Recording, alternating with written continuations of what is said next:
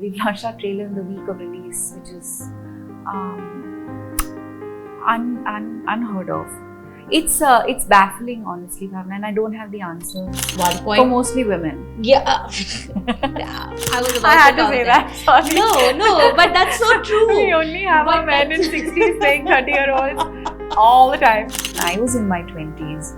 I didn't imagine that I would have a career, in acting between age 35 and 45. The wait is very long, Bhavna. There have been times when I waited 6 months, 8 months, sometimes 2 years. I remember my longest wait was 2 years. Wow. 2 years I didn't hear from a single filmmaker. I feel that maybe this is a page that my children revisit when I'm gone. And I've honestly gone past that phase of my life where I was affected by other people's opinion of me.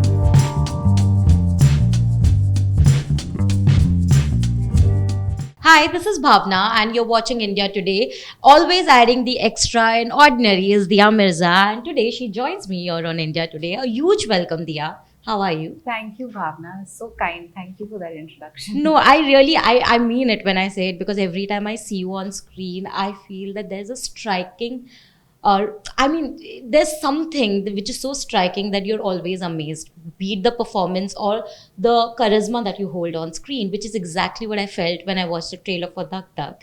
I want to know, there's so many things that you're doing for the first time, amongst which is obviously riding a bike, which is almost very difficult. But I want to ask you, you've always chosen projects which are unconventional in ways on paper. What has been the motivation factor, one? Second, with Dhak Dhak, what was it like to ride a bike and have those amazing ensemble of a female cast? I've always, I veered or, kind of been gravitated towards films and stories that have intentionality, that are purpose driven. And I've been so fortunate to, get the opportunity to be a part of such projects in the last decade or so. And now more and more so, I think my voice is becoming so clear that those are the only kind of subjects that are coming my way, which I'm very grateful for. Dhak Dhak is a first of its kind in so many aspects, Bhavna. I think I'm pretty confident, and I'd be happy to be corrected if I'm wrong, but I'm quite sure a film has not been made of women from 4 different age groups, complete strangers coming together and setting out on a bike journey. It's unheard of. I haven't seen this film. I don't think it's been made before in any part of the world. So it's that itself is a triumph. Also, I think it's an indication of the times and the fact that we're willing to put ourselves above and beyond what is dictated or determined by, the formulaic business model. For instance, I think Taapsee and Pranjal were extremely brave. It takes a lot of fortitude and conviction in the story to make this film, because it was not an easy film to shoot. But Pranjal and Taapsee believed in what Tarun and Parijat wrote. Their vision is so profound, so simple, so beautiful, such an effective feminist voice, which is not preachy, which is not loud, which is not aggressive, which is not foul. You know what I'm saying? Yeah, exactly. It's just, I connected so strongly with the script when it came to me. It just jumped off I the can't page. stop smiling, because that is exactly what I felt when I watched the trailer. Like, it's not trying to be preachy. It's not trying to make a point on your face. You can just absorb everything while you're watching. That is exactly why I'm going to ask you, why is it not being promoted enough? Because I feel that, personally, as an audience, I feel that many people need to know that the film is releasing this week. Yeah, there's a lot of material coming out. There's a lot of content being released every day, every minute. And it's essential for everyone to have the time and the space to allow the information to be processed, reach the audience and then processed. We've launched our trailer in the week of release, which is unheard of. It's baffling, honestly, Bhavna, and I don't have the answers for this question. But what I can say as an artist who's been a part of this film is two things. One, I'm deeply grateful that this story was made. Yeah. And I do believe that good stories find their audiences. So eventually, this story will travel. It will connect with people. I would have loved for a female and male audience to spend their money and come to the theatre and watch it, because that would then empower so many more storytellers and artists to tell True. more such stories. True. Because there is no gimmick involved here. There is no hint of inauthenticity or dishonesty. And the second thing is that, you know, I have all respect for Taapsee and the choice that she's made, and the fact that she's possibly the only producer who has been honest about the despondency one feels as a person who's made a film and has given it everything you have, and worked with a team who has really given it everything they have, literally at risk to life, and made this story. So I just hope that people find Dhak Dhak. I'm sure it will, because Dhak Dhak will make people go Dhak Dhak, is what I am assuming, and already rooting for it. And I did not expect anything less from Taapsee, to be very honest. I feel that she would stand up if she feels that this is not right. So great work there. But you know, again, like you said, I have also never heard of a film where there are 4 female actors from different age groups going on a trip together. I think times are changing, fortunately, and there is a space for stories like this. But how much do you think the industry is ready? Because we talk about this a lot, but I can only imagine the kind of struggle or challenges one has to face to put this script on ground. Yeah. You know, that journey between the script being ready to it being finally going on ground. It's still a struggle. It is, right? I haven't even from reached you. the audience yet. It's very hard. It's very hard, and I think the struggle is the indication of the fact that we're not entirely ready. And I do believe that this film will lead to change. It will bring about a mindset shift, which I think we will recognize maybe years along Later. the way. It's way ahead But of its time. from where I stand, from the point that I started out to where I am right now, and just kind of comparing that with where Sanjana is at her career, in her career at her age, I think there's been a significant shift. And I feel like it will take feminist voices, male and female, to be able to bring about the change that we need. But we need the studios also to really kind of, you know, go beyond the compulsion of just, you know, responding to it from a monetary point of view. I agree, completely agree on that. Again, something that is very profound to me is that now finally scripts are being written keeping the age of the actors in mind. Age appropriate roles are being offered, which at one point For mostly women. I was about I had to come say there. that. Sorry. No, but that's so true. We only have our men in 60s playing 30-year-olds all the time. But it's interesting. It's No, nice. but at least it's a journey, because at one point, female actresses, when they reached a certain age, maybe 35, there was a shelf life which was assumed to be there. Basically they stopped working for a decade or more, and then they came back and worked in much older parts if they so chose to continue. Sometimes even young women have played like older parts, right? Like, for example, Renuka Shahane played much, at that point. No, so that's actually very interesting that you bring it up. I was thinking about it last night.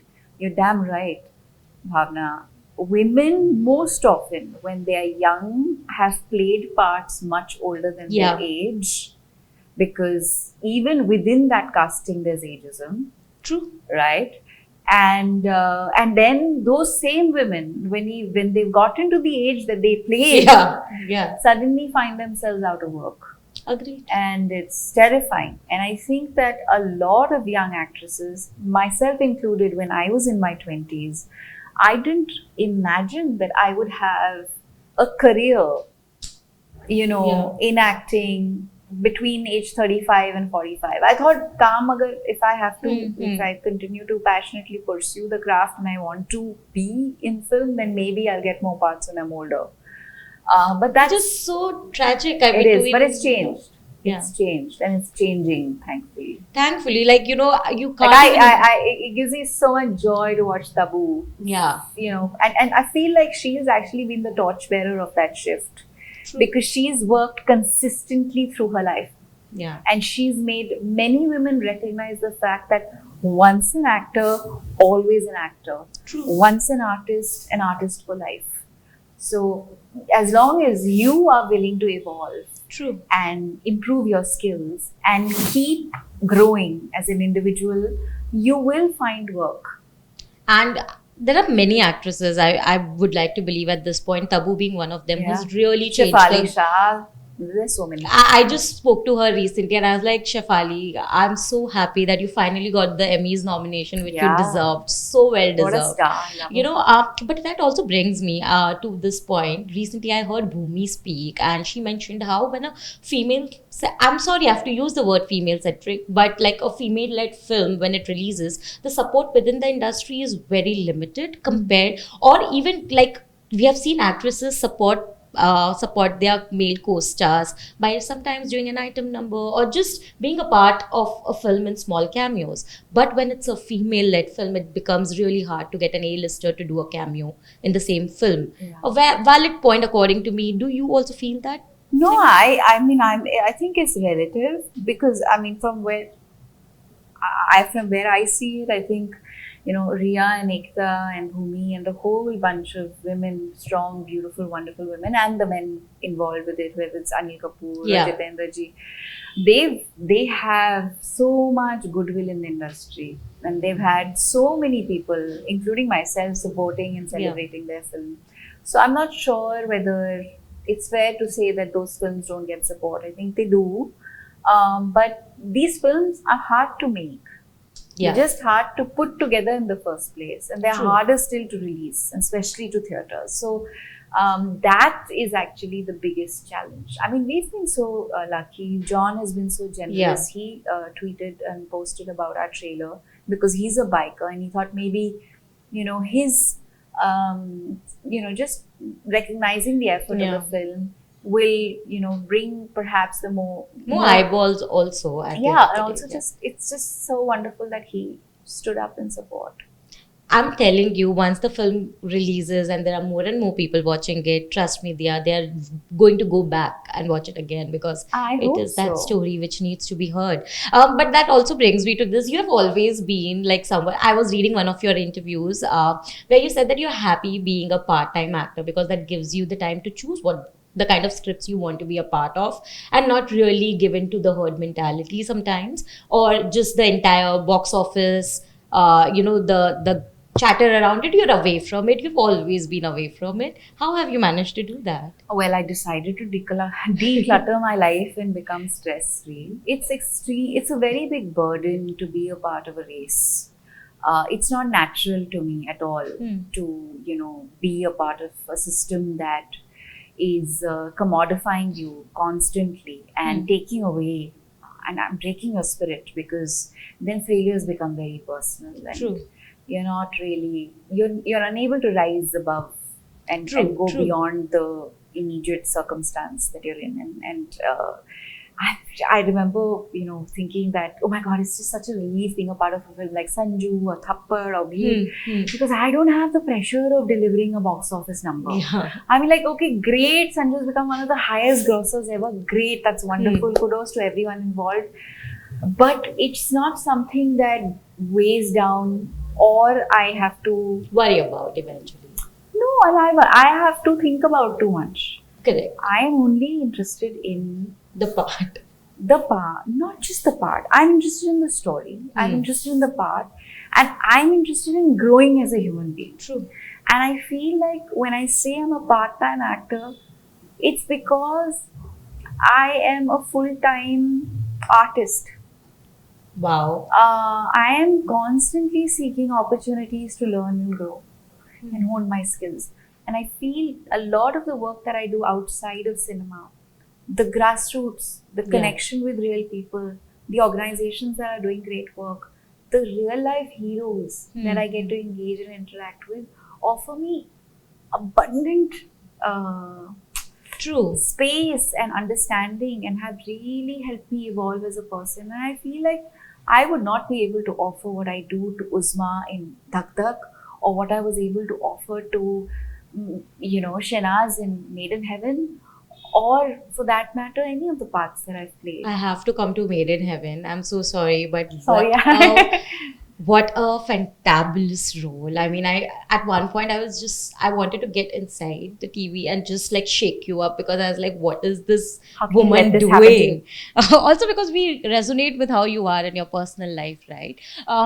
But I want to know, and you've done such strong characters, be it Thappad. I still remember when I watched you and I was like, wow, playing such a, like, to me that character made a difference. And equally, I mean, even in Made in Heaven, when I watch you perform, I'm like, it's a difficult role to pull off, because you're internalizing a lot of things, sometimes things which you may have seen or must have gone through, I don't know. I mean, sometimes how do you approach such character which hits closer home? Like, is there a way to detach yourself, or something that you have personally experienced perhaps?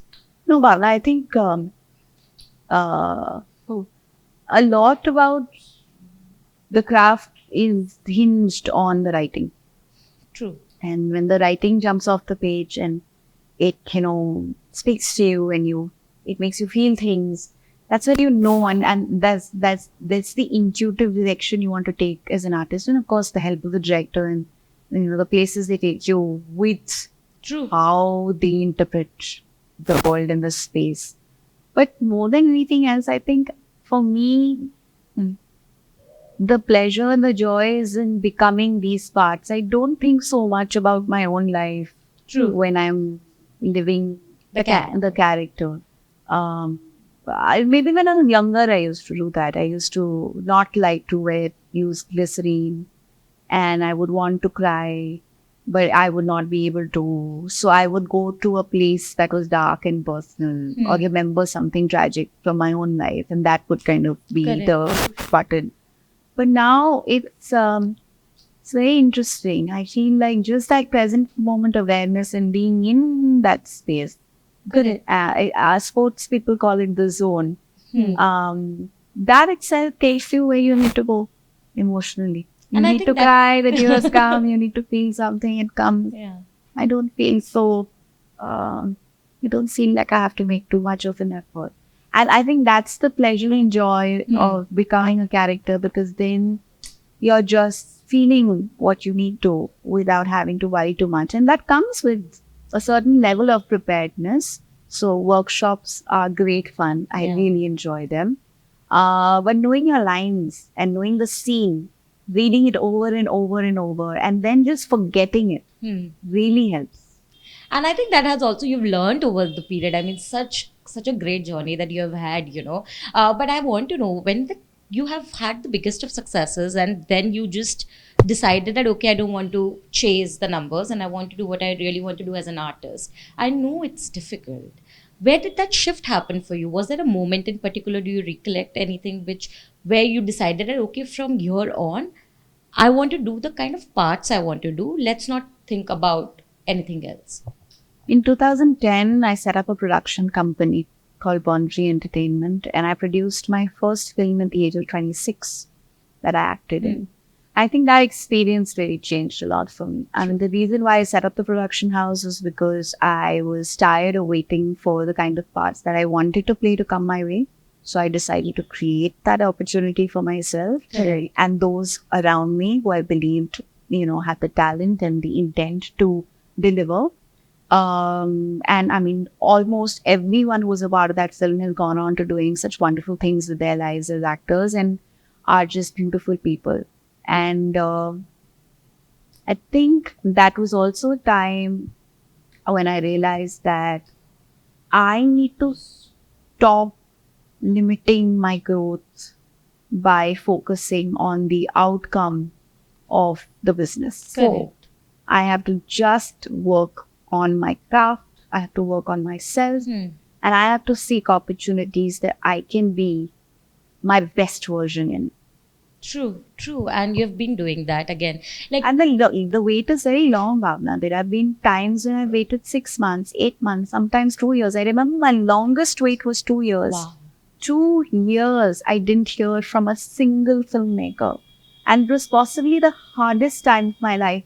But I filled those 2 years with so much life. Hmm. I did so many things. I traveled, I spent time with different communities, I learned different crafts, I spent time with family, I picked up hobbies, I grew. Yeah. But that's commendable. I mean, I cannot even put myself in that place to When even you're an imagine. actor, You you know? sign up for a lifetime of waiting. No, and it actually brought back one conversation that you have had. Or Yeah. a writer for that. Basically, if you're a creative Creative person, you have signed up to, for yeah, a lifetime of yeah. waiting. But you know, I that brings me back to one of the things which I remember you had spoken, which got me thinking that how can anyone even think like that? Because you mentioned in one of the interviews that your color was one of the reasons why there was a perception against you within the industry, and initially it was difficult to sort of convince people or get parts. Has that been a shift over the years? Now, do you see So lesser importance? So I may sound extremely ungrateful, but the fact is that there are stereotypes that determine the nature of the roles that get offered to you. Correct. So if you're a thinking person, but you're lighter skin, the chances are that the thinking directors are not going to cast you Correct. because they associate intelligence with a deeper skinned person. Oh, It's very interesting. Like for example, if I had to go and audition in the West for parts, I would not qualify as an Indian Yeah. race person because they perceptually perceive Indian people as brown skinned, correct. right? So there's even within our industry, we have all kinds of Correct.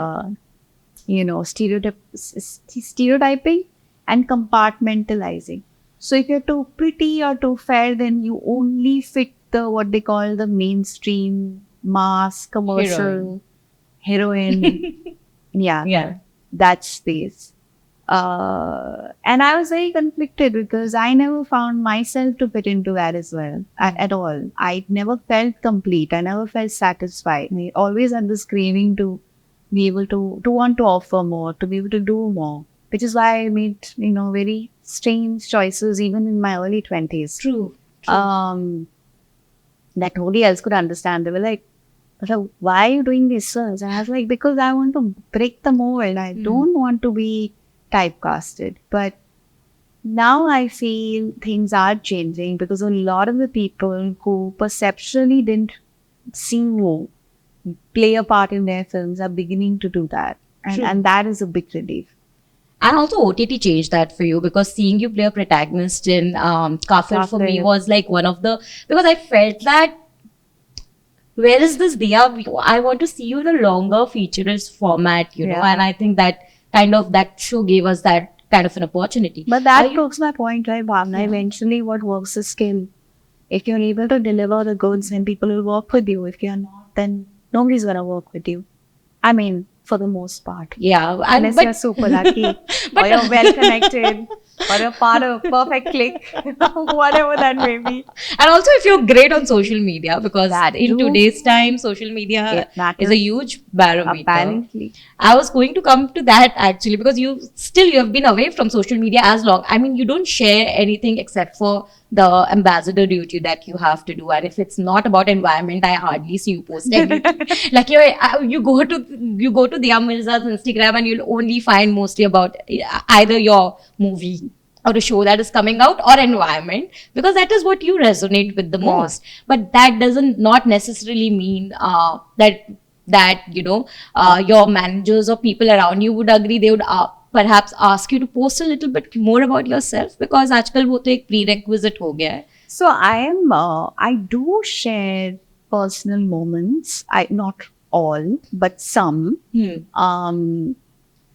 Because sometimes I feel that maybe this is a page that my children revisit when I'm gone and just kind of Wow. live maybe moments of their lives and retrace moments from our lives together. So there is that element. But I don't know. I find social media, I find it to be controlling too much of people's existence. And I'm very fearful of that. I don't want to be trapped by social media determining what I should be doing with my life every day. That's so You true. know, whether I should be traveling, what I should be wearing. I don't want my page to tell me who I should be. True. But is it difficult sometimes? Because, like you said, I mean, there was a phase recently, some time back in your life where the social media went mad with comments, especially when you announced important chapter in your life, the turning point. And sometimes people can be harsh, and it's not easy to ignore those comments. I do. I mostly don't read those comments. So I am blissfully oblivious. And then if somebody does bring it to my attention, I'm like, okay. I've honestly gone past that phase of my life where I was affected by other people's opinion of me. Yeah. You know, I know my truth. I'm comfortable with me. I know my intentions in life are well-meaning and good, and the rest, what has to happen will happen, and what is to follow will follow. And that also reflects in the kind of choices you're making with your films. Because, correct me if I'm wrong, but are you also part of Donkey by any chance?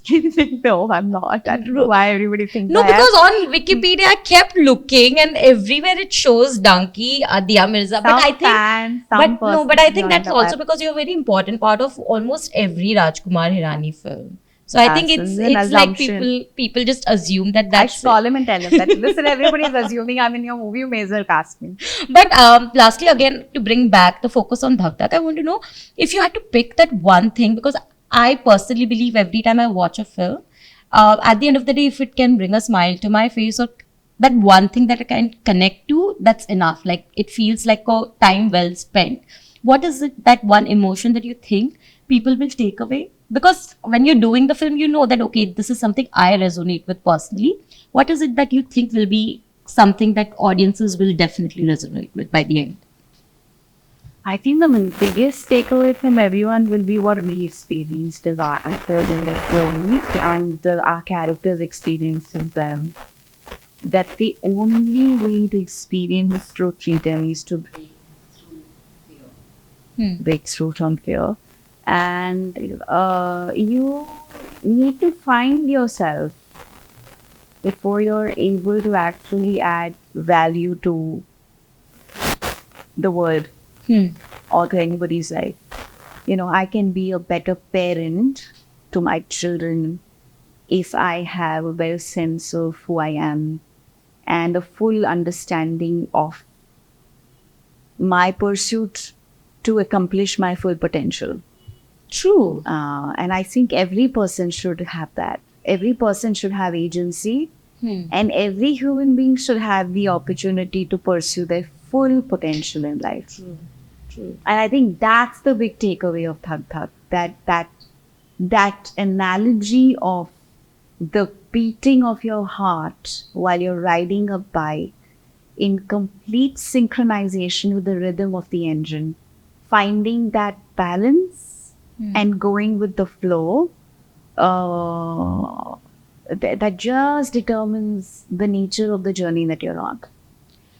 You know, I'm really looking forward to watching the film, and I want to end it with a dialogue which recently I watched a film which said that खुश लड़कियां लोगों को अच्छी क्यों नहीं लगती है, and I feel that this film is only going to push that. हमारे फिल्म का डायलॉग है, खुश होने के लिए बस आंखें खोलने की देरी. बस और क्या, आंखें खुल चुकी है, एंड ये वीक में हम देखने वाले हैं धक धक. So thank you so much दिया. It's always lovely to chat with you. I was waiting for this opportunity for a long time, and I think this was wonderful. Thank you so much. Thank you. It was a pleasure speaking with you. Thank you.